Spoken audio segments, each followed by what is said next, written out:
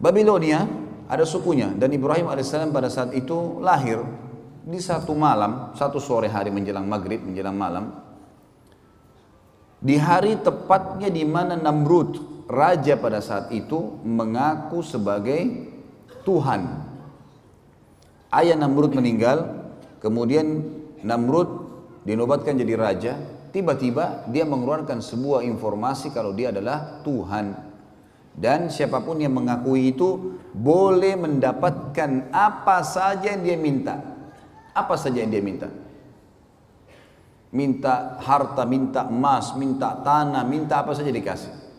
Maka orang berbondong-bondong banyak yang menyetujui masalah itu. Apalagi pada saat itu di Babilonia tidak ada seorang rasul, tidak ada nabi gitu. Pada saat lahirnya Ibrahim alaihissalam ini, Namrud pada malam harinya mimpi. Dia mimpi melihat kerajaannya hancur, terbakar sana sini. Lalu dia bangunkan semua penasehat-penasehatnya. Malam itu juga waktu dia ngaku sebagai Tuhan tuh. Apa takwil mimpi ini? Kok bisa saya mimpi seperti ini? Mereka semua angkat tangan mengatakan kami gak tahu. Sampai ada satu orang yang akhirnya mengatakan, wahai Namrud, kemungkinan malam ini di Babilonia ada anak yang lahir laki-laki yang akan menghancurkan kerajaan Anda. Namrud lalu mengeluarkan sebuah instruksi yang aneh. Dia mengatakan kalau begitu semua anak laki-laki yang lahir di negeri ini malam ini bunuh. Azar, salah satu penasihat Namrud, ahli membuat patung, datang di istana Namrud, kemudian dia tahu informasi atau instruksi Namrud ini. Dan dia tahu istrinya baru melahirkan malam itu, sore itu Ibrahim alaihissalam. Maka datanglah Azar ke rumahnya mengatakan kepada istrinya, bawalah Ibrahim ini ke hutan supaya Namrud tidak membunuhnya. Ringkas cerita, dibawalah Ibrahim alaihissalam ke sana. Kemudian setelah dibawa teman-teman sekalian ke hutan, berjalan waktu itu umur Namrud sekitar 30 tahun. Terus saja Namrud mengumandangkan tentang masalah dia Tuhan dan terus saja gitu kan. Sampai umur dia 40 tahun. Maaf, sampai umur dia 70 tahun. Dan pada saat itu Ibrahim alaihissalam berumur 40 tahun. Dinobatkan jadi nabi. Pergilah Ibrahim alaihissalam waktu diutus, hari pertama diutus oleh Allah sang pencipta menjadi nabi. Dengan cara umum tentunya, setiap nabi-nabi biasanya didatangi oleh Jibril alaihissalam. Kemudian mengatakan kalau kau adalah utusan Allah, lalu diberikanlah firman-firman Allah kepadanya. Ibrahim alaihissalam pada saat itu, saudaraku seiman, datang ke tempat ibadahnya masyarakat Babilonia. Ada sebuah kuil besar dibuat.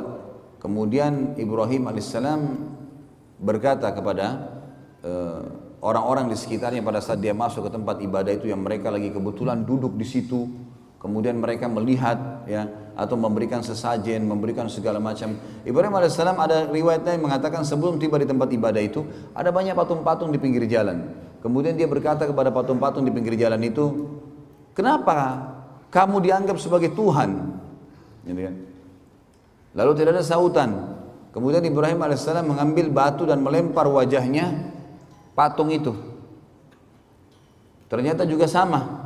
Tidak ada reaksi sama sekali. Karena kita sudah tahu patung tentunya tidak akan bisa bergerak. Ya. Tidak akan bisa bergerak. Jadi jelas sekali dilempar sama batu tidak. Didatangi oleh Ibrahim AS, dipukul di sekitarnya, tidak juga bergerak. Ya. Yang jelas teman-teman sekalian, dengan penolakan, dengan Ibrahim AS melihat itu tidak ada apa-apa, yang sebelumnya pada saat dia dinobatkan jadi nabi, itu dia sempat kejadian ini yang membuat Allah menobatkan jadi nabi. Dia duduk di hutan, kemudian dia melihat ke bulan di malam hari. Dia mengatakan, siapa ya Tuhan saya? Kayaknya ini Tuhan saya nih. Lalu kemudian ditunggu sama dia sampai pagi. Dia sempat menunggu ada suara kah, ada obrolan, tidak ada. Besok pagi terbit matahari, matahari lebih besar. Lalu dia mengatakan, ini kayaknya Tuhan saya, ini lebih besar gitu. Kemudian juga ditunggu sama dia sampai terbenam matahari, mataharinya hilang. Kemudian dia mengatakan, kalau begitu ini semua bukan Tuhan, dan saya mengatakan saya menyerahkan diri kepada Tuhan yang Maha Esa dan Maha Tinggi agar ya memberikan kepada saya petunjuk. Maka akhirnya Allah Subhanahu wa taala menjadikan dia atau diberikan dia kenabian. Baik, ringkas cerita teman-teman sekalian, datanglah Ibrahim alaihissalam kemudian bertemu dengan tempat ibadahnya yang dibuat oleh Namrud. Dan sampai sekarang tentu kalau teman-teman ketik di Google tentang masalah peninggalan Namrud di Babilonia, akan ada gambar-gambar, banyak sekali gambar-gambar peninggalan istananya, puing-puingnya, tempat pembakaran Ibrahim alaihissalam, banyaklah. Ya. Ibrahim alaihissalam mendakwai yang paling pertama ayahnya. Begitu datang, dia bertemu dengan ayahnya, didakwahi ayahnya, didakwahi kaumnya. Allah menyebutkan dalam masalah itu dalam Al-Quran, surah Al-Anbiya, surah nomor 21 ayat 52 sampai 73. Surah Al-Anbiya, surah nomor 21 ayat 52 sampai 73. A'udzu billahi minasyaitonir rajim. Idz qala li abihi wa qaumihi ma hadhihi at-tamathil allati antum laha 'akifun. Qalu wajadna aba'ana laha 'abidun. Qala laqad kuntum antum wa aba'ukum fi dhalalin mubin. Qalu aji'tana bil haqqi am anta minal la'ibin. Qala bal rabbukum rabbus samawati wal ardi alladhi fatarahunna wa ana ala dhalikum minasy syahidin. Wa tallahi la akidanna asnamakum ba'da an tuwallu mudbirin. Sampai sini teman-teman saya berhentikan dulu dan akan kita lanjutkan ayatnya. Jadi ayat 52 sampai ayat 57 sampai ayat 57 dulu. Kurang lebih terjemahnya kata Ibrahim alaihissalam, ingatlah kata Allah ketika Ibrahim berkata kepada ayahnya dan kaumnya, apa nih patung-patung yang sedang kalian sembah? Mereka berkata, inilah yang kami temukan yang disembah oleh ayah-ayah kami. Kemudian kata Ibrahim alaihissalam, ketahuilah apa yang sedang kalian lakukan ini dan ayah-ayah kalian adalah sesuatu yang sesat, salah ini. Lalu kemudian mereka berkata, apakah kamu datang membawa kebenaran atau kau hanya sekedar datang untuk mengganggu kami? Maka Ibrahim AS mengatakan, Tuhan kalian adalah yang menciptakan seluruh langit dan bumi, pemiliknya, pengawasnya, pengurusnya, dan saya termasuk saksi atas itu. Saya akan memberikan kalian bukti-bukti. Dan kalau kalian tidak mau percaya, maka saya akan menghancurkan dan melakukan tipu daya terhadap Tuhan-Tuhan kalian ini. Ceritanya adalah Ibrahim alaihissalam masuk menemui ayahnya bersama dengan kaumnya lagi masuk ke dalam sebuah ma'bad, sebuah tempat ibadah yang dibuat mirip dengan piramida Mesir, Fir'aun, tapi piramida agak mengerucut kotak ya, seperti kotak lah batu-batu itu. Kalau ini enggak manjang, kayak bangunan manjang ke belakang, sampai sekarang masih ada tentu. Tangganya banyak ke atas. Ya itu ada sebuah ruangan itu ditaruh patung-patung yang banyak sekali, gitu. Di antaranya patung Namrud. Dan mereka selalu tiap hari datang berikan sesajen, mohon-mohon, diberikanlah nama nih dewa api, dewa matahari, dewa bulan, dewa apalah, segala macam dewa-dewa nama mereka. Kemudian pada saat itu yang selalu membawa sesajen hanya orang penjaga kuil, tidak boleh yang lain. Kalau orang lain maka akan kualat. Ibrahim alaihissalam datang pada hari di mana beliau dinobatkan jadi nabi dan temukan ada ayahnya di situ bersama kaumnya sedang menyembah.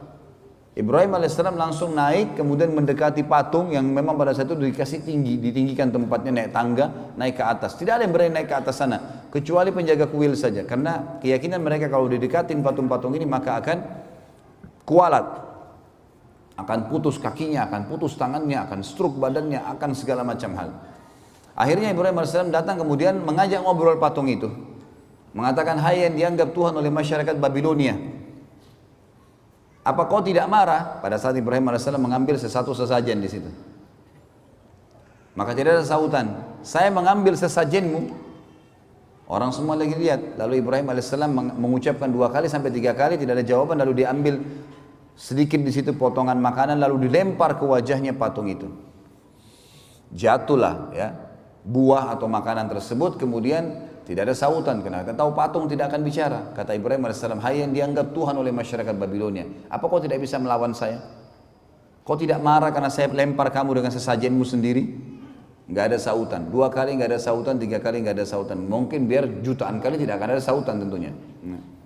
Pindah ke patung kedua dilakukan hal yang sama. Patung ketiga, semua patung itu dihina oleh Ibrahim AS.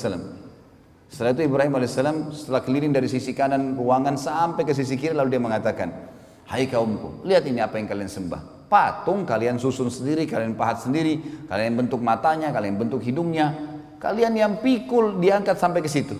Lalu kenapa kok diminta tolong dari patung-patung ini? Yang telah menciptakan adalah kalian, Tuhan kalian Allah yang menciptakan langit dan bumi. Maka mereka diam, mereka tidak mau. Ya. Lalu Ibrahim mengatakan, saya pasti akan lakukan tipu daya terhadap patung-patung kalian ini. Apa tipu daya Ibrahim? Ayat 5, 8-nya berlanjut.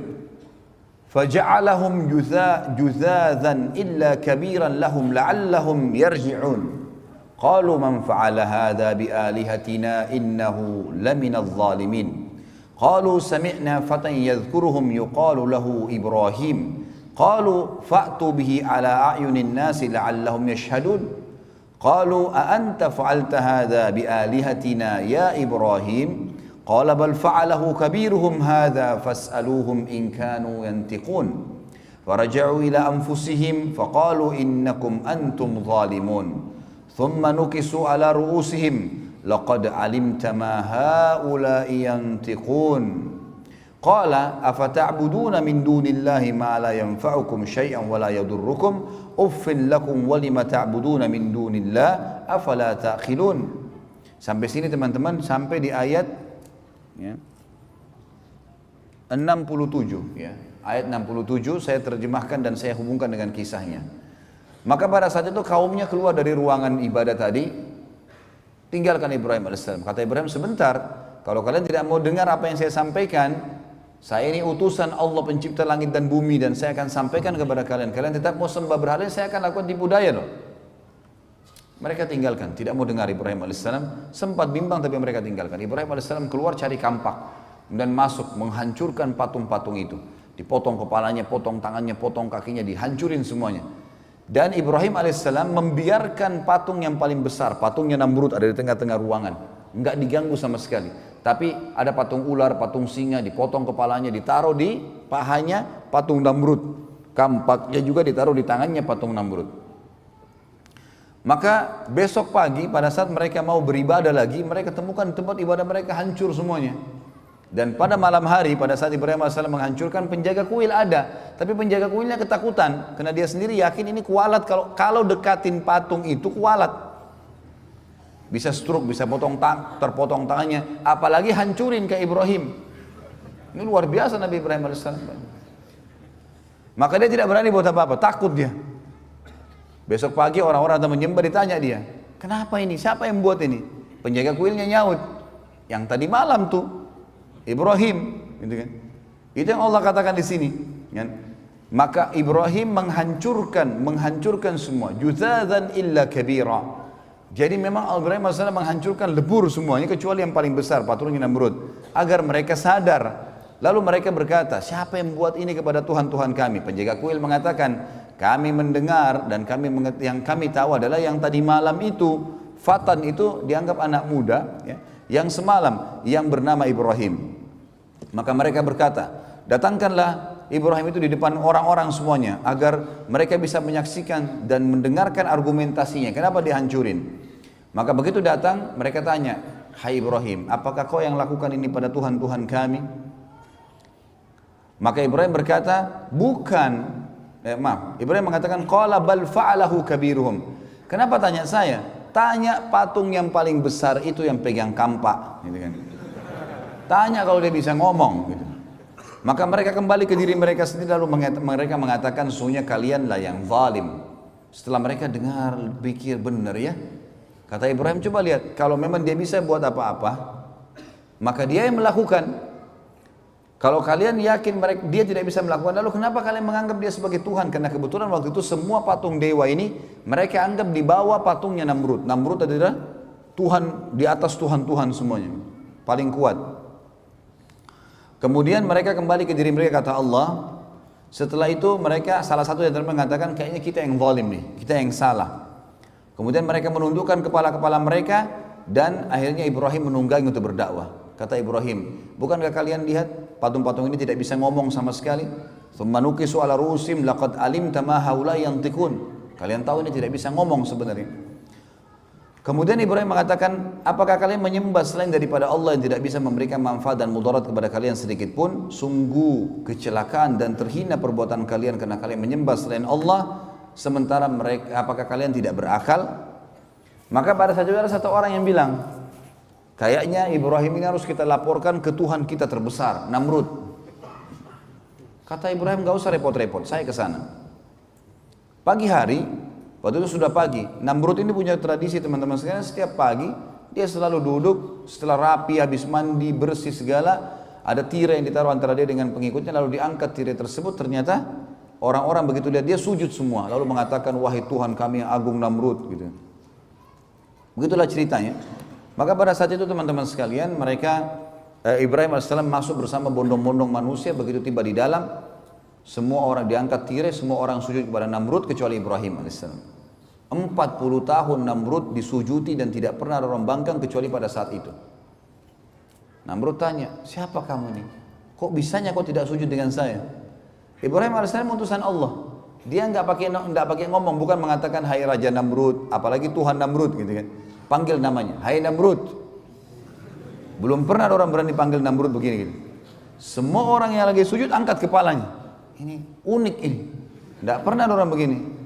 Dia mengatakan, wahai Namrud, dari mana kau ngaku Tuhan? Kamu manusia biasa seperti saya, seperti kami semua. Punya dua mata, punya dua tangan, punya dua kaki. Kamu juga sama dengan kami, lahir dari bayi, anak-anak, remaja, tua. Seperti sekarang kau juga akan mati. Yang menghidupkan dan mematikan adalah Allah, Tuhanku dan Tuhanmu, dan Tuhan semuanya. Namrud waktu itu tidak mau kalah. Namrud mengatakan, baiklah Ibrahim, kalau kau ngaku Tuhanmu itu bisa menghidupkan, mematikan, saya juga bisa. Mau bukti? Kata Ibrahim, iya. Baik. Tangkap, disuruh pengawalnya, tangkap 2 orang laki-laki yang lewat depan istana. Ditangkap 2 orang. Yang satu disuruh pergi, dikasih hadiah macam-macam, pergilah. Kemudian yang satu disuruh bunuh, mati di tempat. Kata Namrud, lihat, saya menghidupkan dan saya mematikan. Ini kan kebodohan, karena orang yang disuruh pergi sudah hidup sebelumnya. Tapi akal-akalan dia mengatakan apa? Ini saya menghidupkan dan saya mematikan. Jibril alaihissalam datang menyampaikan kepada Ibrahim, ini orang ini percuma, diajak dialog di dunia, di bumi, dia akan terus cari akal. Tantang di langit sekalian. Kata Ibrahim alaihissalam, wahai Namrud, Tuhanku dan Tuhanmu Allah. Dan Tuhan segala satunya memindahkan matahari setiap hari dari timur ke barat. Apa kau bisa? Maka terdiamlah Namrud, tidak bisa ngomong. Allah mengatakan, nanti kita bacakan ayatnya, fabuhital ladzi kafar. Maka orang kafir itu jadi terdiam, tidak bisa bicara. Karena jengkel, dia bilang pada pengawal-pengawalnya, tangkap, penjarakan Ibrahim ini, penjarakan. Musyawarah, kira-kira apa jalan keluarnya? Saya mau bunuh Ibrahim, tapi saya nggak mau mati biasa, harus mati yang spektakuler, yang besar, yang membuat tidak ada lagi orang yang membantah ketuhanan saya. Musyawarah demi musyawarah sampai muncul akhirnya ide untuk membakar, karena bakar adalah cara membunuh yang paling menyakitkan. Dari pertama dibakar sampai mati kan tetap sakit gitu loh. Dibuatlah api dengan biaya yang besar. Namrud kerahkan semua kekuatan sampai terbuat api. Dalam sebuah riwayat Bukhari disebutkan, kalau burung lewat dan kena asap, uapnya asap itu walaupun tinggi, tiba-tiba sudah terpanggang karena besarnya gitu. Api itu panas sekali. Setinggi kurang lebih istana Namrud 30-40 siku ke langit. Ini sekitar 17 sampai 20 meter tingginya. Setelah itu Ibrahim AS dikeluarkan lalu kemudian dibakar. Setelah dibakar, dilempar, Namrud mengatakan 3 hari biarkan Ibrahim dalam api, dibiarkan. Setelah 3 hari dipadamkan, ternyata Ibrahim AS ada di tengah-tengah tumpuhan mereka. Setelah itu Ibrahim AS diselamatkan oleh Allah. Lalu Namrud pun pulang ke istananya, orang semua bubar dalam kondisi bingung, kok bisa Ibrahim, manusia mana nih dibakar tidak mati, nggak mungkin, gitu kan? Dan tersebar berita ternyata Tuhan kita Namrud tidak bisa membunuh Ibrahim karena Ibrahim dibela sama Tuhannya. Jadi Tuhan Ibrahim lebih kuat. Namrud pulang ke istananya, kemudian dia bingung, sambil mabuk-mabukan, gimana jalan keluarnya nih? Dan memang subhanallah orang-orang kafir sering dikasih oleh Allah kesempatan untuk melakukan satu hal yang maksimal, tapi nanti akhirnya ya, Allah batalkan dengan hal yang kecil. Seperti Namrud sekarang sudah biayai berapa banyak mahalnya api tersebut, biayanya besar, kerahkan tenaga dan tidak ada lagi cara membunuh yang lebih hebat daripada api yang besar. Sekarang kalau dibakar nggak mempan, kira-kira ditebas pedang mempan nggak? Atau dilempar batu, atau dipatahin tulangnya, udah nggak bisa, karena api aja nggak bisa buat apa-apa sama dia. Gitu. Maka Namrud pun besok paginya kedatangan, diutus oleh Allah padanya seekor lalat, yang lalat itu masuk ke lubang hidungnya. Gitu kan. Awalnya tentu Namrud ini dia didekati oleh lalat sampai dia capek. Lalat ini selalu datang, ribut dekat kupingnya. Kayak kita kalau lagi ribut dekat kuping lalat, usir datang lagi. Bingung juga gimana cara lawannya tuh. Setiap Namrud mau ngamuk, marah, lalatnya pergi. Nanti kembali lagi. Sampai dia teriak-teriak prajuritnya, bunuh lalat ini, nggak ada yang bisa lawan. Lalat mau dilawan dengan apa? Dengan 1000 otot. Hah? Dengan sebilah pedang yang tajam. Gak ada yang bisa lawan lalat gitu. Dengan kuasa Allah. Lalatnya datang ribut dekat kupingnya, pergi lagi. Sampainya Namrud dari pagi sampai malam. Kecapean dia. Kena capek dia duduk di singgasananya. Waktu dia duduk, dia mau ngantuk, mau tertidur, lalatnya masuk di lubang hidungnya. Terus sampai ke otaknya. 3 hari. Gak keluar-keluar. Dipukul-pukul, dia teriak-teriak. Gak bisa apa-apa. Zaman sekarang mungkin masih bisa orang pakai operasi. Zaman dulu nggak ada operasi. Salah belah mati kan gitu. Dan ini Tuhan mereka. Akhirnya setelah 3 hari nggak makan, nggak minum, nggak buang air besar, nggak buang air kecil, mati Namrud. Begitu dia jatuh, istri anaknya semua, dayang-dayangnya semuanya, perdana menteri, penasihatnya, orang-orang yang dekat dengan dia, yang ngakuin dia sebagai Tuhan, ini selalu sujud tiap hari, itu lihat sendiri lalat keluar dari hidung Namrud. Dan tersebar berita Namrud Tuhan kita dibunuh oleh lalat.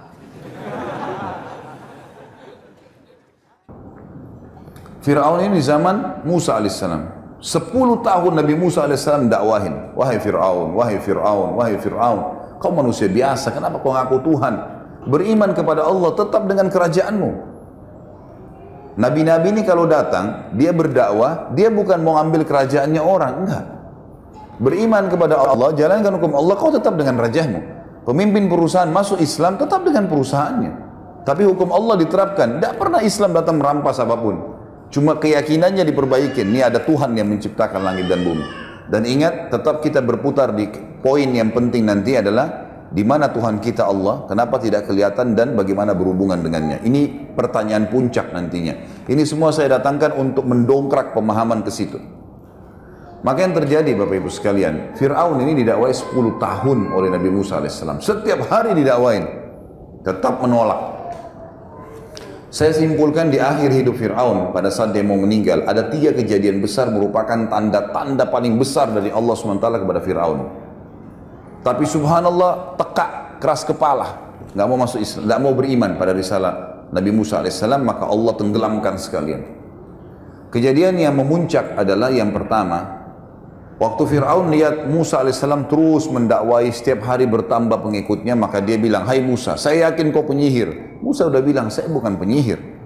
Tongkatmu bisa berubah jadi ular, ini mukjizat dari Allah. Tanganmu bisa mengeluarkan cahaya, karena Musa alaihissalam kalau tarik dari bawah ketiaknya, tangan kanannya keluar cahaya terang sampai silau, matanya Fir'aun bisa melihat. Tetap dia bilang itu sihir. Sebagai bukti sihir, saya akan tantang kamu dengan penyihir-penyihir saya. Baik, kalau Musa mengatakan kalau itu yang kau ambil putusan, silahkan. Gitu kan? Iklankanlah di seluruh wilayah Afrika, seluruh Eropa, wilayah kekuasaannya, panggil semua penyihir yang merasa punya ilmunya paling hebat datang. Fir'aun undang. Fir'aun sudah dianggap Tuhan. Datang semua dan boleh minta imbalan apa saja. Terkumpul dalam beberapa riwayat, ada yang mengatakan 1000 penyihir, ada yang mengatakan 10.000 penyihir. Kita ambil jumlah terbesar lah, 10.000 penyihir datang. Semua mengaku hebat. Begitu mereka ketemu sama Fir'aun, sebelumnya Fir'aun sempat tanya Musa, wahai Musa, kapan nih pertandingan kita, kapan nih antara kamu dengan penyihir-penyihir saya? Musa alaihissalam tahu ada satu hari dulu, di zaman itu namanya hari zina, Yaumuz Zina, dalam Al-Quran dikatakan. Hari zina ini Bapak Ibu sekalian adalah hari di mana Fir'aun keluarkan singgasananya di depan halaman istananya. Lalu orang-orang pada datang menyembah dia. Semua yang menyembah dikasih apa yang dia minta. Seperti itulah. Sama dengan Namrud, mirip. Tapi ini ada hari memang ditetapkan setiap bulan. Hari itu dikenal dengan hari zina, gitu kan? Bukan perzinahan ya, tapi zina ini bahasa Arab dalam makna lain artinya perhiasan. Karena Fir'aun mengeluarkan singgasananya penuh dengan perhiasan-perhiasan emas, kemewahan yang luar biasa, supaya memukau dan orang makin yakin dia Tuhan. Kata Musa, hari zina saya akan tantang kamu hai Fir'aun. Pada saat kau lagi dianggap Tuhan itu. Gitu. Baik, Fir'aun dengan sombongnya mengatakan baik, kumpul semua orang. Dan pada saat itu memang lagi berkumpul banyak orang.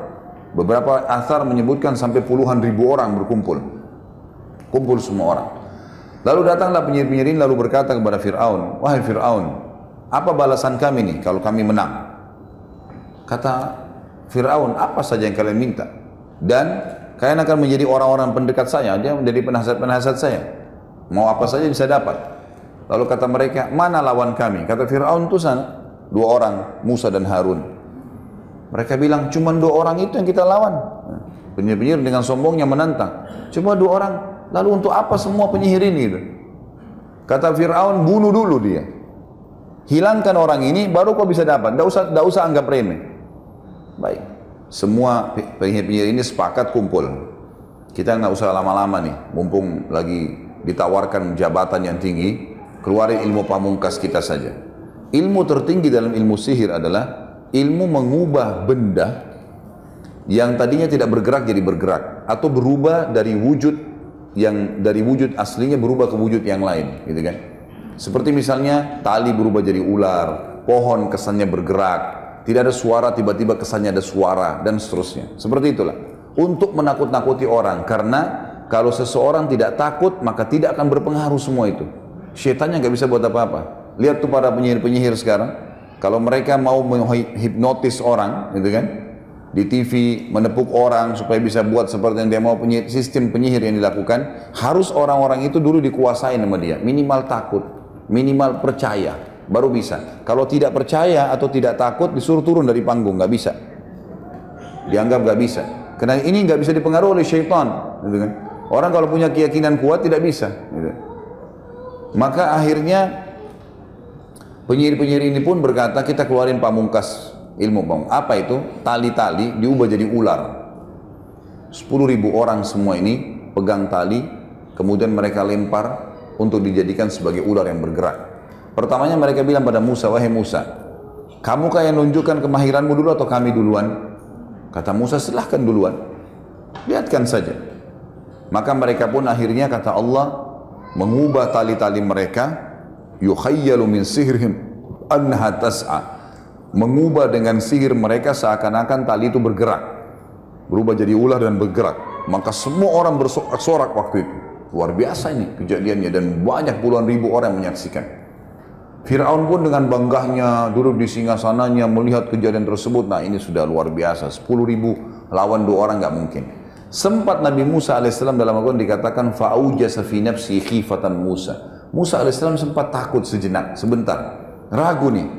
Lalu Jibril datang mengatakan, kulna la takhaf, kami berkata kepadanya, jangan kau takut, innaka antal ala, kau pasti menang.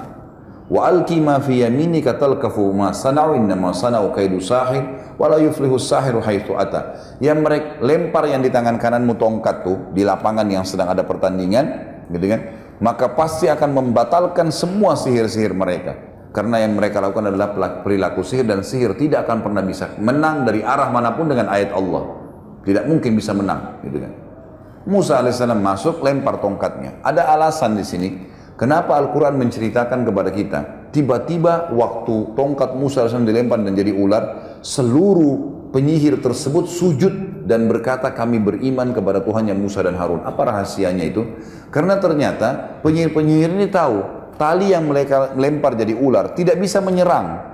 Jadi kalau kita pun mengatakan bismillah atau a'udzubillah, bisa kembali kepada wujud aslinya. Batal tuh, setan yang menghiasinya hilang. Maka mereka tahu betul itu sihir. Musa alaihissalam lempar tongkatnya berubah jadi ular besar. Mereka ular kecil, ini ular besar. Dan ularnya Musa alaihissalam jalan lalu makan.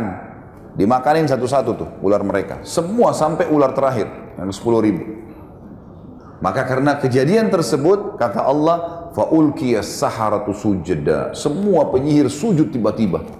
Qalu amanna bi rabbi Musa wa Harun. Kami beriman kepada Tuhannya Musa dan Harun, gitu kan. Ini kejadian di depan matanya Fir'aun, di depan seluruh pengikutnya pada saat itu. Berarti dikalahkan nih. Dan Musa alaihissalam sekali lagi tidak minta Fir'aun untuk tinggalkan kerajaannya, tidak. Cuma beriman sama Allah, tetap kamu raja. Gak diganggu sebenarnya. Tapi tetap kejadian ini tidak membuat Fir'aun beriman. Gak beriman. Lalu apa yang terjadi? Kita lihat kejadian besar yang kedua. Allah datangkan lagi. Ini saya bilang Bapak Ibu sekalian, kalau orang tidak gunakan akal fikirannya, hati nuraninya, sudah ada peringatan tidak dipegang, sudah ada peringatan, ya, sudah ada sampai kepada kita informasi untuk ibadah, tidak mau ibadah, maka nanti Allah datangkan peringatan lebih besar daripada itu. Kejadian kedua yang besar pada saat itu, berjalanlah kehidupan Fir'aun seperti biasa. Musa alaihissalam juga berdakwah. Lalu Allah timpahkan cobaan yang berat yang kedua kepada Fir'aun dan pengikutnya. ditimpakan musim peceklik. Kering. Mesir kering. Nggak ada air. Sampai sungai Nil yang merupakan sumber kehidupan utama masyarakat Mesir habis airnya. Habis kering, nggak ada air. Fir'aun berusaha secara manusiawi, gitu kan, mendatangkan air, berikan tumbal. Ini sungai ini sudah dilemparin sapi, lemparin kambing, lemparin anak gadis, tumbal, nggak kalah ada airnya. Lalu dia lakukan upaya yang terakhir, sudah bertahun, ini berjalan setahun atau 2 tahun, kata ulama berbeda pendapat, setahun atau 2 tahun terjadi musim peceklik yang panjang, tidak ada lagi air. Lalu Fir'aun melakukan upaya terakhirnya adalah membiayai prajurit-prajuritnya untuk pergi keluar Mesir. Di wilayah Afrika yang lain ada air, datangkan air. Tapi karena kemarau panjang, habis air, dengan hikmah Allah, prajurit-prajurit yang jumlahnya ratusan ribuan orang pergi ambil air itu, mereka kehausan tengah jalan, mereka minum air itu. Sehingga tidak ada air. Terakhir sekali, pengawalnya Fir'aun mengatakan, nih ya Fir'aun, air tinggal ini, segelas ini. Nggak ada lagi. Ini habis anda minum, nggak ada lagi air, sudah habis. Sudah tidak ada lagi, upaya semua sudah dilakukan, tidak ada yang ditinggalkan, semua uang sudah dikeluarkan, tenaga sudah dikirimkan, tumbal-tumbal, kembang 7 warna sudah dilempar, segala macam, nggak ada manfaatnya. Fir'aun bilang, ini lucunya Tuhan bermusyawarah nih. Apa saran kalian? Mereka semua diam, tidak ada lagi. Apa yang mau dilakukan? Semua sudah dilakukan upaya maksimal, dan begini caranya Allah mengingatkan sebenarnya, gitu kan? Terakhir ada satu orang penasihatnya bilang, begini Fir'aun, ada satu yang belum anda lakukan, tinggal satu ini, nggak ada lagi sudah. Fir'aun dengan semangat, apa itu? Anda belum minta kepada Tuhannya Musa. Tinggal itu tuh yang belum. Yang lain semua sudah kita usahakan. Maka dengan semangat dia mengatakan, baiklah, panggil Musa. Dengan hikmah Allah, Musa alaihissalam dengan orang-orang beriman ini tinggal di satu lokasi, gitu kan? Di wilayah Mesir juga, di pinggiran Mesir, ada sumur, airnya banyak. Jadi orang beriman subur saja, nggak ada masalah. Dan Fir'aun tidak tahu kalau ada sumur di situ. Musa alaihissalam hidup makmur, nggak ada masalah. Datang Musa alaihissalam ke istana. Fir'aun tidak mau tunjukin ya kelemahannya. Lalu dia bilang, wahai Musa, kau mengaku punya Tuhan yang bisa mampu mengerjakan apa saja. Bukan begitu? Kata Musa, iya benar. Baik, sekarang kau tahu Mesir lagi ditimpa peceklik, panas, sungai Nil pun habis airnya. Ini masyarakat kehabisan air. Kalau Tuhanmu bisa turunkan hujan dari langit, maka saya akan beriman. Musa alaihissalam senyum berkata, wahai Fir'aun, betul yang kau ucapkan ini? Kalau Allah Tuhanku, diulangi begini, Tuhanku dan Tuhanmu Allah menurunkan air dari langit dan hilang nih masalah di Mesir, kau akan beriman? Kata Fir'aun, kalau Tuhanmu turunkan hujan dari langit yang saya tidak bisa lakukan, tentu saja. Dan ini jadi saksi semua nih. Orang-orang dayang-dayangnya, Perdana Menterinya, semua jadi saksi semua. Di depan mata Fir'aun, Musa alaihissalam angkat tangan mengatakan, ya Allah, zat yang telah menahan turunnya hujan untuk masyarakat Mesir. Jadi bahasanya jelas, ini yang menahan hujan kamu ya Allah, gitu kan? Ya Allah, zat yang telah menahan hujan untuk masyarakat Mesir, turunkanlah hujan ini sebagai tanda kebesaranmu. Belum Musa alaihissalam turunkan tangannya, hujan lebat sebulan. Sebulan non-stop sampai sungai Nil penuh. Semua masyarakat hidup tenang lagi kembali. Pertanyaannya, berimankah Fir'aun? Fir'aun mengucapkan kalimat kufur, Bapak Ibu sekalian. Hati-hati dengan kalimat begini. Begitu sudah subur semua, kata Fir'aun apa? Sudah sekarang saatnya hujan turun. Hanya itu. Ini seperti Bapak Ibu sakit bertahun-tahun berobat, gitu kan? Nggak sembuh-sembuh. Satu kali sholat tahajud, mulai berdoa sama Allah, terus tiba-tiba ketemu dokter, ketemu resep sembuh. Wah, dokter saya hebat. Subhanallah. Allah yang sembuhin gitu. Kok bisa dokternya? Dokter kan semua resepnya semoga lekas sembuh, tidak ada pasti sembuh. Enak benar kita kalau ke dokter dia bilang pasti sembuh, itu luar biasa. Ini tidak ada dokter begitu, sehebat apapun dia, gitu kan? Jadi harusnya hati-hati dengan kalimat kufur begini. Baik, berjalan kehidupan lagi. Ternyata dengan kejadian tersebut tersebar satu wilayah Afrika. Kalau Fir'aun yang kita akui sebagai Tuhan juga minta tolong sama Tuhannya Musa. Berarti Tuhannya Musa lebih hebat tuh. Banyak orang beriman kepada Musa alaihissalam, beriman kepada Allah. Fir'aun melihat komunitasnya dia makin kecil. Tinggal yang di sekitar kerajaan. Yang lainnya ini kena tampiasan dakwanya Musa alaihissalam. Tidak juga mau beriman. Padahal Musa tidak minta kerajaannya. Musa bukan datang mau merebut kerajaannya nih. Didakwahin baik-baik. Cuma beriman kamu tetap dengan kerajaanmu. Silahkan dengan kekayaanmu, dengan pakaian mewahmu, silahkan. Tapi hukum Allah berlaku. Nggak mau. Akhirnya dia kerahkan, ada pasukan khususnya Fir'aun. Kalau kita mungkin Kopassus khusus. Fir'aun tidak pakai kecuali dalam keadaan darurat. Dikeluarkan pasukan tersebut, ditambah dengan seluruh pasukan perangnya. Kata Fir'aun, sekarang saya akan bunuh Musa. Jadi bukan beriman, malah mau bunuh Musa. Musa alaihissalam begitu dengar Fir'aun keluar dengan pasukannya manusiawi, dia pergi. Musa alaihissalam pergi, lari terus dikejar oleh ini ribuan pasukan, gitu kan? Puluhan ribu orang pasukan perang dengan pedangnya, dengan perisainya, siap perang. Mengejar Musa alaihissalam dengan Bani Israel. Dikatakan dalam riwayat ada 12 suku Bani Israel. Jumlahnya ratusan orang saja, nggak banyak gitu. Yang ikut sama Musa, banyak orang beriman, tapi yang ikut lari itu tidak banyak, gitu kan? Maka larilah Musa alaihissalam sampai tiba di tepi Laut Merah. Di depan Laut Merah, di belakang pasukan Fir'aun yang beringas sudah siap membantai mereka. Bayangkan kalau kita di posisi Musa alaihissalam dengan pengikutnya, sudah takut mengikutnya, nggak ada senjata. Mereka rata-rata pengembala kambing, pegang kayu, bawa panci masaknya, nggak ada sesuatu yang dijadikan senjata. Maka dalam Al-Quran diceritakan pengikut Musa sempat mengatakan, ya Musa, inna mudrakun, kita sudah terjangkau nih, kita akan dibantai nih. Dari sisi yang lain, Fir'aun pun berkata, waktu pasukannya sudah mengepung ya, jadi puluhan ribu orang mengepung, seperti ibaratnya di tengah-tengah ujung meja ini Musa alaihissalam dengan kelompoknya ini sudah merumun semua nih. Di belakang Musa alaihissalam Laut Merah. Kata Fir'aun, mana Musa? Tuh sana di depan, kata prajurit-prajuritnya. Allah menceritakan dari lisan Fir'aun, dia mengatakan innahum lasyirzimatun qalilun. Oh cuman itu, gitu loh bahasanya. Sekecil itu jumlahnya, bantai aja. Dihabisin aja Musa alaihissalam. Karena dia sudah yakin dia menang, gitu kan? Dia sudah yakin ini nggak mungkin pasukan sebesar ini kalah, gitu kan? Nggak mungkin. Apalagi lawan pengembala kambing dengan baju biasa, pakai tongkat, ini pakai pedang, pakai perisai, pasukan lengkap untuk berperang. Maka kata Musa alaihissalam kepada pengikutnya, kalla inna ma'iya rabbi sayahdin. Nggak mungkin, Tuhan saya akan berikan petunjuk. Maka Jibril datang satu instruksi, tidak lebih dari itu. Musa, cambukkan tongkatmu di mulut atau di bibir dari Laut Merah. Itu saja. Tidak ada yang lain. Nggak ada informasi nanti laut akan terbelah, nggak ada. Musa alaihissalam orang beriman. Ini contohnya Bapak Ibu sekalian. Jadi orang beriman itu patuh. Jangan, udah tinggalin, kerjakan, selesai, halal, nikmatin, haram tinggalkan, tidak usah cerewet, jangan rewel, kenapa begini, kenapa begitu, kenapa begini, banyak orang rewel soalnya, kenapa duhur sama asar 4 rakaat ya, sama-sama siang, kenapa nggak jam 2 aja 4 rakaat, loh Tuhan maunya begitu, kok kamu yang ngatur ini aneh, ciptaan mengatur nggak mungkin, makhluk mengatur pencipta nggak mungkin.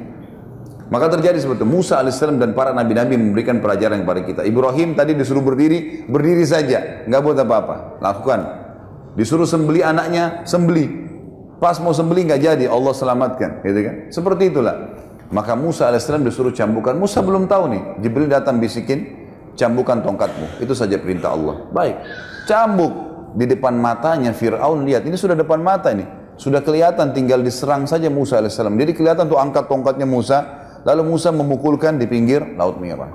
Kejadian besar yang ketiga yang paling besar dalam kehidupan Fir'aun sebelum Allah tenggelamkan, berdiri air laut tersebut, Laut Merah seperti dinding yang besar, gitu kan? Berdiri air laut di depan mata kita, ini bagaimana? Luar biasa nih, berdiri air laut dan terbagi menjadi 12 bagian. Jadi setiap suku Bani Israel lewat di satu gang, gitu kan? Supaya bisa selamat. Fir'aun untuk lihat itu, bukannya malah kagum atau misalnya berhenti gitu kan. Ya sudahlah, kalau gini ini luar biasa Musa. Sudah penyihirnya sudah kalah. Hujan sudah turun pun di Mesir. Ini lagi air laut di depan matanya kelihatan. Ternyata tidak. Instruksinya Fir'aun memang dasarnya dia suka jahat, yaitu jahat. Juhud itu suka membangkang. Maka dia mengatakan, kejar cepat sebelum Musa selamat ke pinggir. Masih dikejar sama dia. Dia masuk ke di antara air itu, lorong-lorong air itu. Sudah luar biasa dikuasai sama syaitan, gitu kan. Akhirnya Allah selamatkan Musa dengan pengikutnya, lalu ditenggelamkanlah Fir'aun dengan pasukannya. semuanya tenggelam. Lalu Allah ceritakan kepada kita dalam Al-Quran tentang apa yang Fir'aun ucapkan. Waktu sudah mulai tenggelam, baru dia bilang, amantu billadhi amana bihi banu Israel. Ya, saya beriman kepada apa yang diimani oleh Bani Israel. Kata para ulama, dia nggak bisa lagi ucapin Allah, karena sudah bangkangnya. Saya mau beriman, gitu kan? Kata Allah, al-ana, sekarang, waqad kunta minal mufsidin, sebelumnya kau menjadi perusak di muka bumi, gitu kan? Gimana caranya? Hari ini kami akan selamatkan badanmu sebagai tanda-tanda kebesaran untuk orang-orang yang datang setelahmu. Sampai sekarang di museum di Kairo bisa dilihat muminya Fir'aun. Masih ada.